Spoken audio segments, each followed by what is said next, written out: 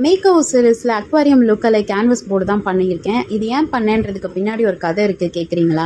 சின்ன வயசுலேருந்து எனக்கு அக்வாரியம் செட்டப் வீட்டில் வைக்கணும்னு ரொம்ப ஆசை யார் தான் விட்டுச்சு. ஸோ அதை ஃபுல்ஃபில் பண்ணுறதுக்காகவே ₹10 கப்பி மீன்லேருந்து எக்ஸ்பென்சிவான வாஸ்து மீன் வரைக்கும் எல்லா வெரைட்டி ஆஃப் மீனும் என் வீட்டில் வாங்கி நான் வளர்த்துருக்கேன்.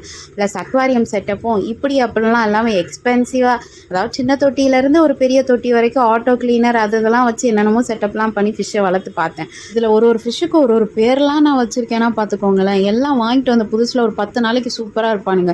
10 நாள் ஆனதுக்கப்புறம் ஒருத்தனோட ஸ்விம்மிங் ஸ்டைலே வேறு மாதிரி இருக்கும். ஒருத்தன் தலைகீழ ஸ்விம் பண்ணுவான், ஒருத்தன் ஸ்பின் பண்ணி ஸ்விம் பண்ணுவான். திடீர்னு பார்த்தானா ஒருத்தனா செத்து மேலே மிதந்து தலைகீழ கிடப்பானுங்க. இவனுங்க ஏன் சாவறானுங்க, எதுக்கு சாவறானுங்கன்ற கன்ஃபியூஷன் போகிறதுக்குள்ள சரி இந்த வெரைட்டி ஃபிஷ் தான் ஒர்க் அவுட் ஆகல, வேறு வெரைட்டி வாங்கினா ஒர்க் அவுட் ஆகும்னு பார்த்தா அதுவும் 10 நாளைக்கு மேலே தாண்டாது.